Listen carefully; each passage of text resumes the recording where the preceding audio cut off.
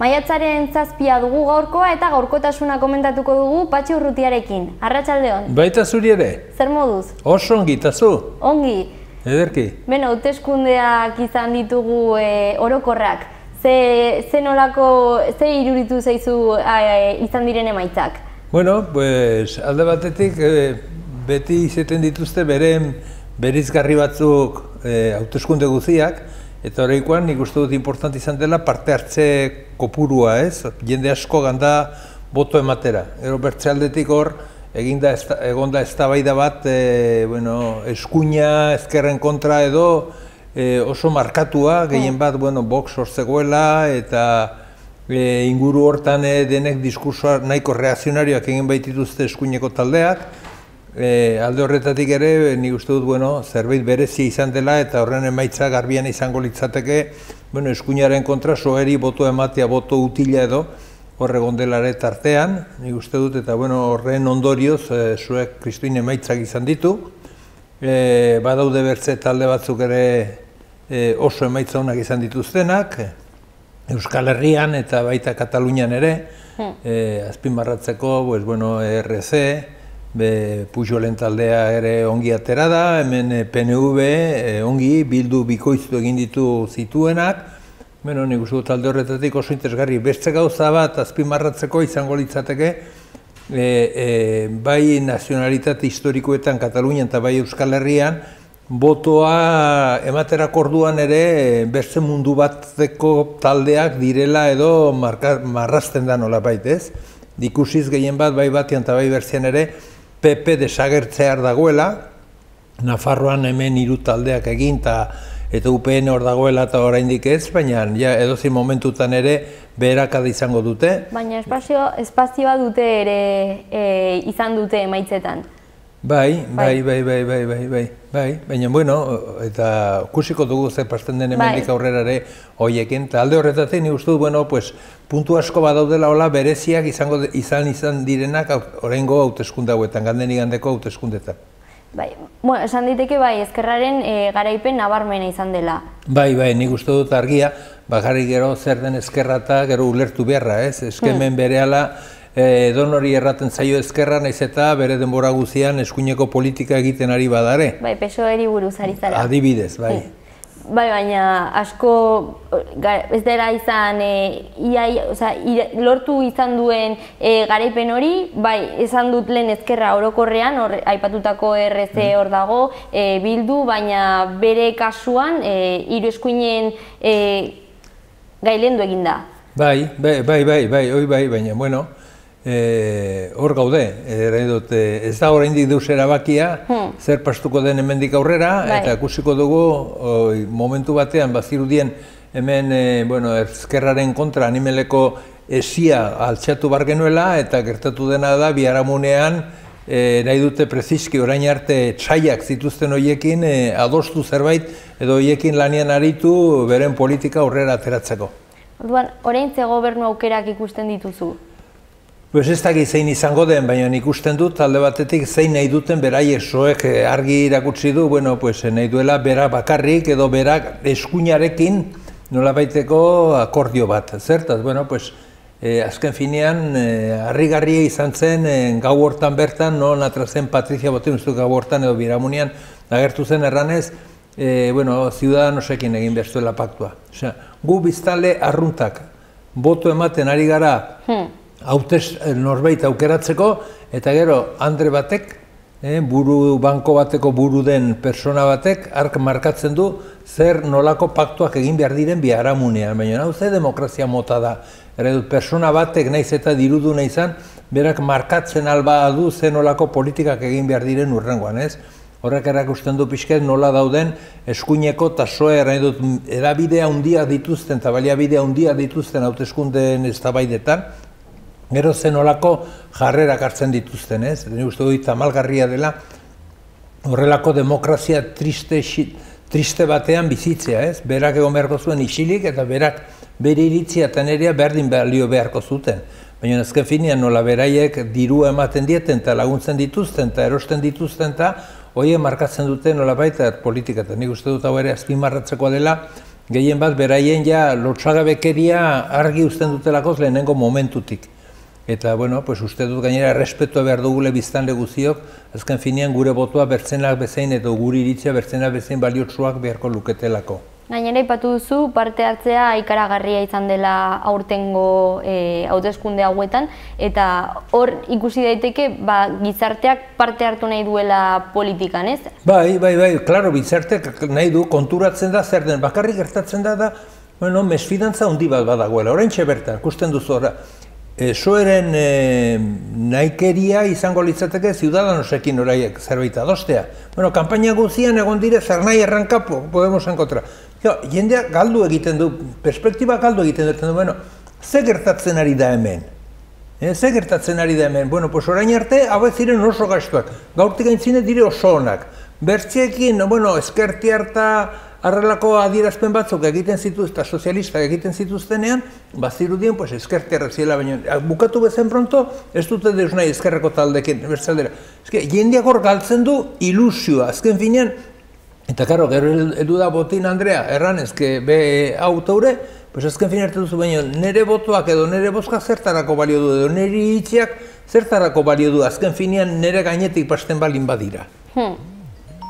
Bai, azkenean, momentuz badirudi ez direla, ikusiko dugu oraindik denbora dago, baina errepikatuko aurrekoetan bezala. Begira, zoritxarrez seguraskire neurri handi batean izango da bankeroak markatzen duten hildoa, bankeroak eta IBEX 35ko jendea markatuko duten hildoa, eta hortik segituko dute, eta hori da pena, zer nahi dut gaurko egunean beharko zen, zuzenki bertze politika bat egin, bertze politika errai dut, ezker politikarekin aurkeztu dire hauteskundetara, gainera ez dute deusik egin, torritzaile bere kabuz, ez?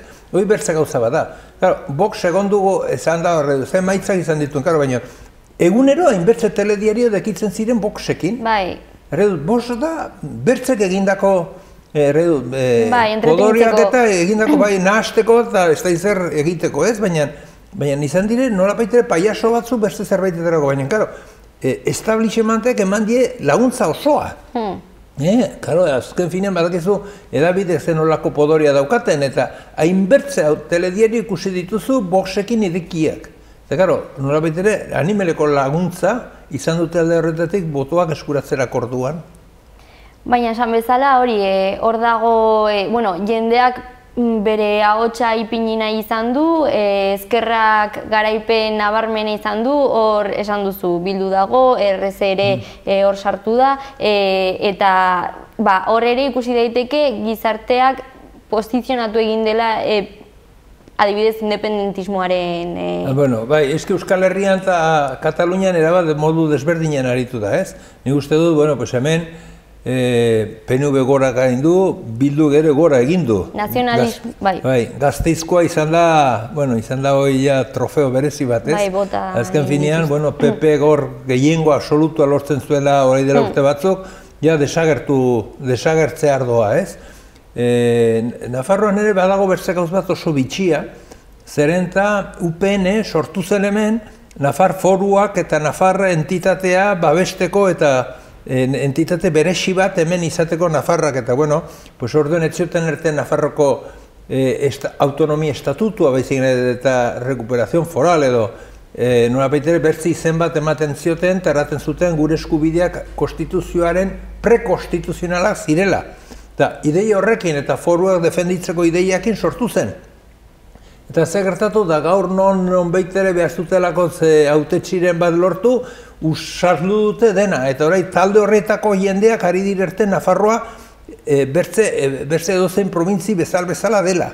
Ez duela, ez da, eta iba diez, baina ez dizu, baina UPN zen hoi bakarrik, ez zuen bertze ideologiari, goiz zuen bere ideologia. Eta hoi saldu du. Hiler plater baten truke, ez duzu, bala, letxe, baina hau zer da, zen olako munduan bizi gara, ez? Eta hoi dugu aurrean daukaguna, eta horren aurrean daukagu orai, horrengo hauteskundeak, Nafarroan nik espero dut horren inguruan, eztabaida sakon bat eginen dela. Ikusteko, zer nahi dugun, edo zer proiektu daukagun, edo politikan zerbait defendatzen balin badugu, praktikara eramaten balin badugu, edo bestean zobe dugu isiltzea, isilikekon gure txetik atragabe.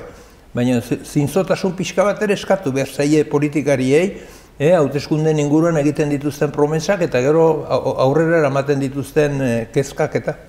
Hurrengo hauteskundei begira polemika piztu da Puigdemont aurkezteko eskubidea duen edo ez Puigdemontek. Mira, nik uste dut, nik uste dut, jende askok ere uste dugu, hemen krisi sakonian dagoela Estatu Espainiarraren demokrazia. Legitimitatea, ez daukate legitimitaterik, ikusi dugu zenolako ustelkeriak izan diren PP-ren barruan, ikusi dugu erregea zenolako gure mozkorra nola da bilen, zenbat diru lortu duen inork ez dakien zein lekutik, erre dut, pixkanaka garen da, dena, azaleratzen eta ikusten ari gara dena, ez? Eta, karo, horren inguruan dago krisi sakon bat, eta krisi sakon horren emaitzak dire, ondorioak dire, lortzen ari dire emaitzak, eske Kataluniakoa nola baitere, jarri zuen hankazgoiti dena. Baina, ze gertatzen da? Gertatzen da, demokratiko hauteskundein ondorioz, beraiek kudeatu nahi zuten herrialea, ezin dutela horrela egin, inork ez duelako zortan sinesten, eta orduan, edo beraiek ez dutelako podorerik hor aritzeko. Eta orduan zer egiten dute? Dena judizializatu nahi dute. Galtzen dutela, hemen Nafarroan, badire inbertzelege onartua parlamentuan, noletzain interesatzen judizializatu.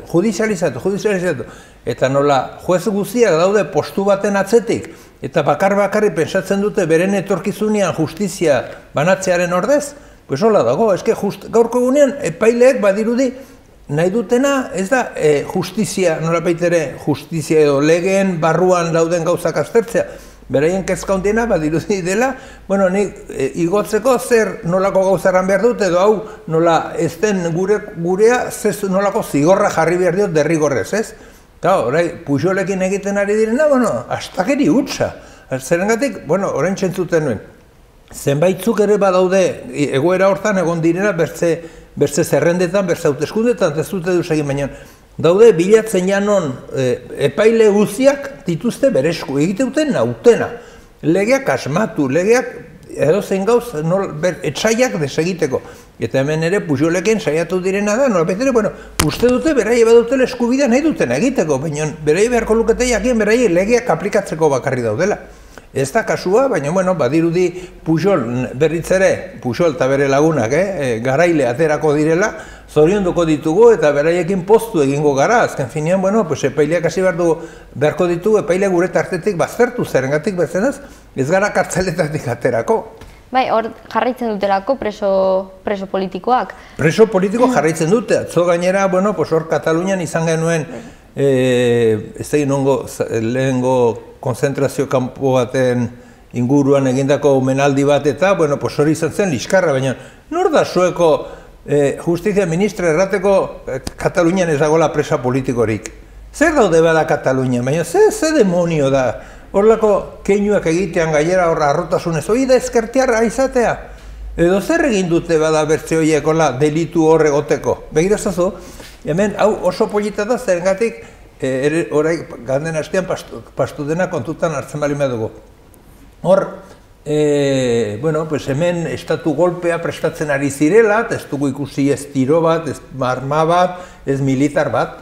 Eta orai berriz, atzerriko ministroa hain demokrata bera, ganda gure enbasada, Espainiako enbasada Venezuelan utzi die fatxa guzieian atzeko, presaurrekoak egiteko, eskubi internazionalen kontra joanez, berdin zaiarra dut, Venezuelan tiroka aritzea, kalean, jendeak hiltzea, estatu golpe bat antolatzen ari direnean, horiek agurtu eta lagundu egin behar dire, eta hemen adierazpen bat egin zutenak eta botuak eman zituzten batzuk, horiek berriz legezkanpo daude eta horiek zigortu behar ditugu behar ditu. Baina, por favor, baina hau zer da, ze kontradizio ikaragarriak badauden batetik bertzera. Gauz baterran, kontrako egin, nire lagunarekin legeak hau erten du, nire lagunarekin legea hola interpretatzen dut eta kitxo. Bai, Venezuela, beste gaurkotasun gai bat, zuk esan duzu, bai, hor babestuta Espainiako enbasadan, Guaido. Bueno, nik uste dut argi utzi duzula zure iritzia, baina nola ikusten duzu gaia? Pues oso gaizki, arras gaizki, oso zail, zertaz, pues, munduko podere handienak eta kapitalista handienak hor daudelako zorren atzetik, eta gainera hoi ez da, tripeko min bat bezala, pastilla bat hartute pasten dena, hoi da, luzerako, betirako da, zertaz da betirako? Gasaz betea baitago lurpea. Eta, klaro, nola gasoi nahi dute, negozioi nahi dute eskuratu, inguru guzia, dena antolatzen dituzten gauz guzia, diskurso guzia, demokrazia guziak, denak horren inguruan antolatzen dituzte. Eta, klaro, baina horrez dago eskubide, ez dago, gasa izango den biztartean, gasa behar dute. Ez da berzekezka, eta oide arrazoi bakarra. Horrengatik gaizki dago asuntua, gainera ikusiz, inguruan herrialde guziak Amerikarren mesedetan nola eri diren, eta Espainiako atzerri ministro, bueno, hoi bila da, ikaragarria horrelako zerbait egitea. Begira, eskubideen inguruan, atzo El Salvadorren manifak eta hildakoak izan ziren manifa batzutan. Badugu bertze kasu bat ere, Palestinaran, herenegu Palestinan, hilebete batzuteko umea garbitu zuten. Eta bere ama haurdun zegoen, esperantzetan zegoen ere, hil zuten. Eta hoiekin harremanak oso ona, komertziala, diplomatikoa, demokrata morratuak juduak. Sionistak demokrata morratuak hortxe daude, buru belarri. Eta zuk usi duzu Espainiako atzerre ministroak adierazpenak egiten erranez ezko harreman komertzial guztiak moztuko ditugula edo eskatuz hauteskunde zintzo batzuk egitea edo, ez. Hiltzea libre da, baina sionistek egiten balin badute. Horai, jipoitzen balin badute terrorista batzuk hor kalean denak armatuak estatu golpe manei dutela, antidemokratak.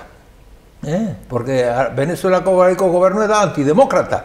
Hoi argi dago, ez dute inolako zalantzarik.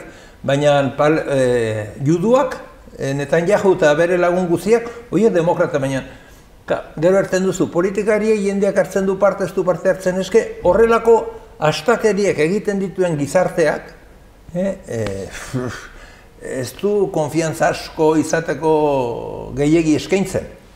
Izan ere, hemen, bueno, Espainian bertan badago ere oraindik irekitak dauden zauriak, ez hainbeste, bueno, memoriaren egune izan da orain dela, bai, Sartagudan izan da, eta hor ere omenaldiak egiten dira, baina oraindik ez polemika sorrarazten duen gaia da.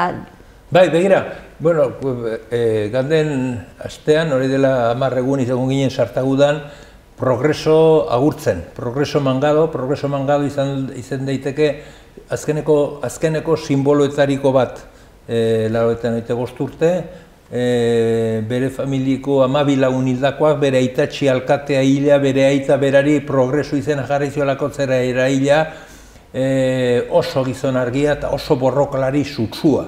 Malauan, Republika egunean berarekin egon ginen, bere egun hortan egiten diren ekitaldi guztietan parte hartu zuen, eta ja orduko arras gaizki zegoen, baina gizon fuertea.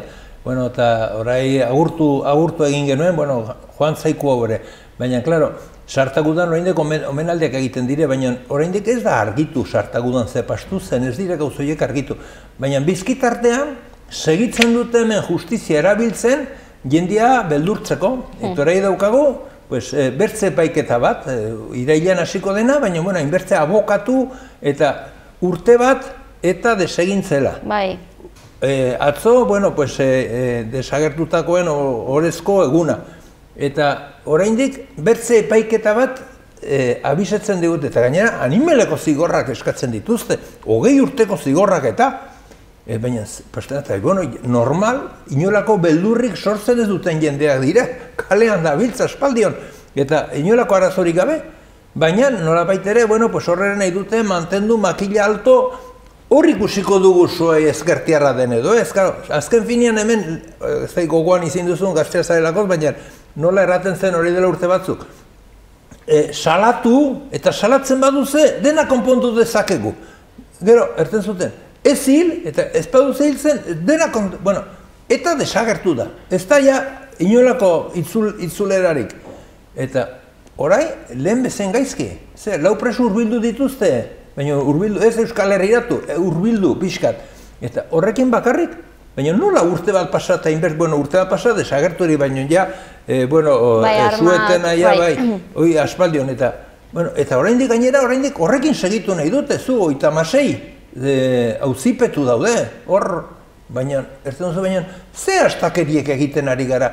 Guk, bere, hor, errentarien izan da gainera, nolapaitere, erakustaldi bat zen olako gauzak egin daitezken. Hor jende berezia suertatu da eta lan berezia egin dute, baina, denen artean, ari diren nolapaitere, oraiko sufrimenduak eta garaitu nahirik, eta denek badutek arrankuratzeko, baina bai posteko ere, eta denen artean nolapaitere, hoi nahi dute, baztertu nahi dute, beraiek agindu, hau dire frankismoaren hildakoak eta hoi izan dute beti referentzia politiko bezala. Eta uste dut, astakerie fuertea dela hoi, oraiko epaiketa, oraindik ere bilatu nahi, bronka, bilatu nahi ezin egona, bilatu nahi injustizia, azken finean begirazazu, 4.000 kaso bat daude torturatuak, eta horiek denak ere argitu beharko ziren. Eta azken finean, horiek ere badituzte eskubideak, eta ez dute arrazoiek, adibide bat, Tasio Erkizia, torturatu zuten, 30 egunez egon zen ubin, konorterik gabe, eta mekabuen diez, ez zuten ez da, epailearen aurretik ere pastu, utzi zuten libre berehala, baina zuertu zu, horrako astakeriek, hemen asko eta asko sufritu dute edo sufritu dugu, eta ez da, hori dena konpondu nahi balin badire, bertze modu bat, bertze metodo batzuk lagundu behar dire, eta ez dire kasu, hemen eskaintzen ari direnak. Esan duzu, orain dela urte bat desegin zela eta maiatzaren 3an izan zen pasaden astean urte hurrena, baina gatazka oraindik gatazkak jarraitzen du. Bai, gatazka jarraitzen du, injustizia segitzen duen behinean. Ezke, normalean gatazka beti izaten da injustiziaren ondorioa. Injustizia, eta azkenien jende aspertu egiten da, eta aski du, ikusten du gauzak aldatzeko aukerak, eta eraten du, benga, goazen buru belarri hemendik lan egin behar dugu. Baina hauek erabiltzen dituzte aparatu judiziala, aparatu militarra, aparatu ideologikoa, edabideak, denak erabiltzen dituzte, liskarra segitzeko, eta gehien bat menpekoak eta garaileak hemen azpimarratzeko, ez? Eta horrela, beraiek behar bada arroat egongo dira, baina horrela ez dira arazoa konpontzen. Bai, elkarbizitzaren alde ez dela egiten. Exacto, ez da inolako pausorik ematen. Bai, Altsasuko kasua ere hor dago. Oso polita. Atzo, kusinen prentsan agertzen zela Sevillako herri batean, Guardia Zibilek atxilotu zutela gizon bat, eta erdi erotu edo bazegoela ere, eta bat burukada bat eman, eta Guardia Zibil bati zuhurra utzi zion, eta bertziai beharrien atxiki egin zion.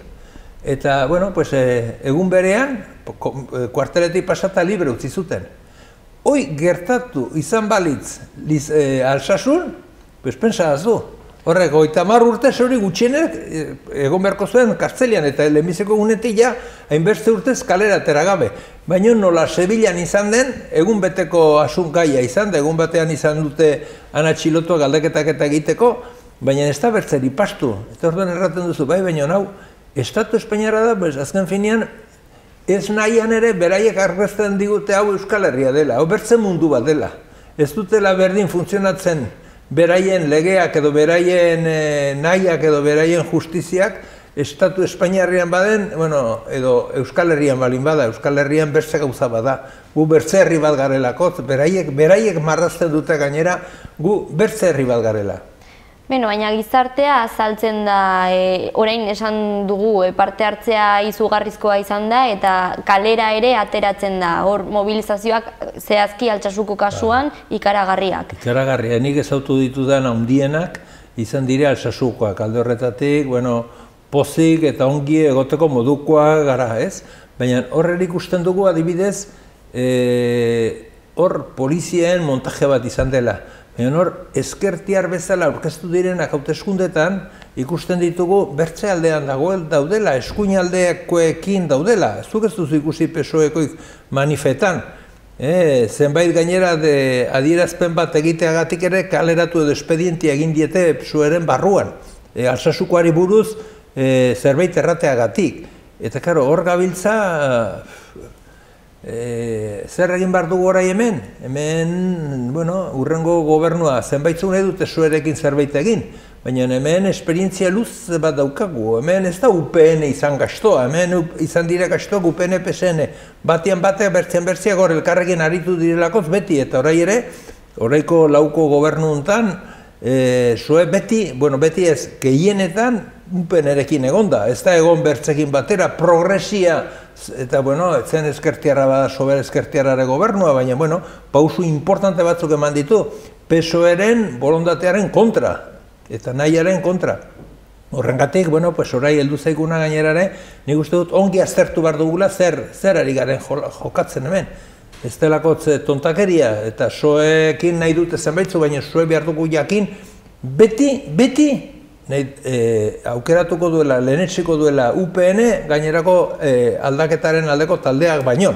Hoi ere argi izan behar dugu, eta guk argi borrokatu behar dugu gehiengo bat hemen lortzeko, baina orain arte laukoa izan den horren barruan, gehiengo bat lortzea aldaketaren alde egiteko, ez garelako zido bertzinork aldaketan parte hartuko duenik, aldaketa txiki batean ere parte hartuko duenik. Maiatzaren 26an orduan hitzordu garrantzitsua. Oso garrantzitsua, zergatik, Nafarroan orai hartu den bidea, 4 urte hauetan, hartu den bidea sakondu deitekelakotz, horren emaitzen ondorioz, edo bertzeaz atzera animeleko pausoak egiten alko genituelakotz, horrengatik nik uste dut orain arte jendeak parte hartu bali medu, azkeneko Espainiar hauetan parte hartu bali medu, horrekoan askoz ere gehiago hartu behar duela parte, hemen jokoan dagoena, ez da bakarrik Madrilek agintzen duena, baizik eta gure inguruan izango dituena, gure inguruko kudeatzeko ditugun aukerak, sakontzeko, lantzeko, eta, borobiltzeko, eta horrengatik, jendea behar du parte hartu, baina behar du parte hartu gainera, aldaketaren alde, aldaketa aldatzeko, aldaketa sakontzeko. Ez ditugu nahi lehengo kajan izandako lapurrak, ez ditugu nahi lehengo bertzina bezalako txuloak hemen gure inguruan. Gu behar duguna da, herriaren alde lanian buru belarri, etxerat inolako eskupekorik eraman gabe, lanean arituko den jendea. Eta gainera, zerbait lege edo aukeratzen direnean edo onartzen direnean jendearen onurarako izan daitezken legeak, ez naski gure kapritxo reakzionarioen dako, zer reakzionarioaren alde. Hor, lan handia badugu egiteko, egun hauetan, hau dena azaltzeko, jendeari errateko, etorkizuna gure esku daukago, baina bultza dezagun, egin dezagun gure esfortzu txiki bat, parte har dezagun. Azken finean, aldaketa onerako, 4 urte hauetan erakutsi da egin daitekela, eta nahi beti ejemplu txiki bat bakarrik jartzen dut. Antzia dugu ja ospitaleko komedoretan ze gertatzen zen. Jendeak ezin zuen afaltzen, ezin zuen jan, horre ematen zuten bazkaria, hoi aldatu da adibidez, horrelako aldaketa unitz egin dira, eta oraindik askoz ere gehiago egin behar ditugu. Eta horretarako egun hortan botoa behar dugu, botoa aldaketaren alde. Eta 26ko emaitzek eragina izan dezakete ere hauteskunde orokorrak direla eta sortutako emaitzetan sortu daitekeen gobernuan ere. Bai, zalantzarik gabe izango dute zerikusia. Nafarroan igual ez hainbertze. Baina bai, eta gero, beste lekutan ere, eta hemen, bakizu, gero politikariek oso negoziatzaile dire, nik hau ematen atzu, zuk emaidazu bertze hau, ez? Eta horrelakoetan gero alkatetzak eta gobernadoreak eta diputazioko buruak eta Nafarroan gobernuare horiek denak horregongo dira, eta horre ikusiko dugu zertan dagoen asuntua.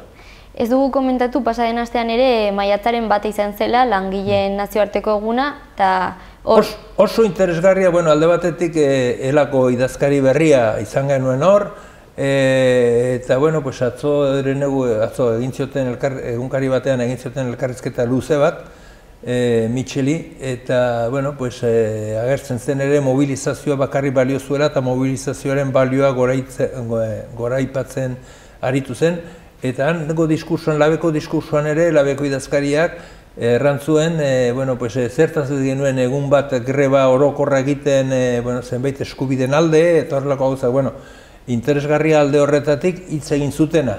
Orain oso interesgarriago izango zena, izan zen hitzetik ekintzetara pasten balin baziren, eta ja adosten zuten elkarrekin aurrera ateratzeko edo horrelako mugidak egiteko, ez? Zerren gaurko egunean jendea oso keju dago, ze baldintzetan ari den lanean, ze nolako jornala dituzten, ze nolako kontratuak, hori denak aldatzeko patronalak ez du bihotzarik, diruak ez du bihotzarik, dirua badabil, eta gainera gaurko egunean gainera nola, dirua gehiena da espekulazioko dirua, ez du inolako bihotzarik, baina hori dena gainditzeko, etorri aurre egiteko, mobilizazio oso azkarra behar dire, gaurko gunean gertatzen ez direna, bueno, momentu batzuten edo zenbait gaietan, edo zenbait arlotan bai badago, baina asko zera handiagoak eta sakonauko beharko genituzke. Talde horretatik nik uste dut, diskursoak maiatzaren inguruan politak, interesgarriak izan direla. Horaia gai garen, denen artean, azken finean horiek ez ditu gutzi behar bakarrik sindikatuen esku, beraiek jartzen aldire buruan, baina gainerako guzia parte hartu behar dugu. Eta hor, nahi balime dugu langileek aurrera pausoak eman, gure eskubidea defendatu, gure jornal duin bat bilatu, gure jubilazio duinak ere izan, hori dena nahi balima ditugu, beraiek egindako diskursoaren atzetik hanbarko genuke denek. Bai, lan baldintzen hobekuntzen inguruko eskaerak egiten edo aldarrikapenak egiten zirelako, baina baita pentsiodunak eta feminismoa bezalako gaiak edo generoen arteko berdintasuna hor zegoen. Azpimarratu ziren horiek ere bai, nik uste dut horiek ere oso garrantzitsuak, oso garrantzitsuak dira, bertze gizarte bat behar dugu. Gaurko gizartea bakarrik oinarritua dago kapitalismoan. Bakarrik dirutzan, diru, eta diruak ez du onuragarririk ekartzen, beharrezkoa dire minimo batzuk. Baina gizartea bertzen modu batera antolatu behar dugu, eta balioak persona batek beti duro batek baino gehiago balio du. Eta azken finean, antolatzerakoan jendearen onura bilatu behar dugu, eta ez nire negozioaren etekina. Bai, lehentasunen kontua da. Erabat, eta karo, kapitalismoa dagoen biztartean, begira, orain txein itzen pesatzen, orain dugu jubilatuen konzentrazioa izango dugu orain, eta oide pasten dena, ez da gure pensioen asuntua, ez da asuntua dirua dagoena edo da negozioa, lapurketa egin nahi dutela gure pensioaren diruarekin, privatizatu behar dituzte beraien negozio egiteko. Eta karo, zubertzen duzu baina, hauek nola karaituko ditugu baina, da, betirako borroka. Hauek kusi dut hor badutela, horiek hor txegongo dire, esperoan ja noiz lasatzen dugungo zerbait, hor atxikitzeko eta hor bilatzeko dirua eta gure pensioak nola piteri zorratzeko. Ez da, egun batetik bertzere irabazten dena, baizekin eta guia, defensa osoan, bertzenez kapitalismoa gainditu behar dugu. Sistema bota behar dugu hankazgoitin, ebalime dugu, lasai egin, hoi eskuratua dugulako.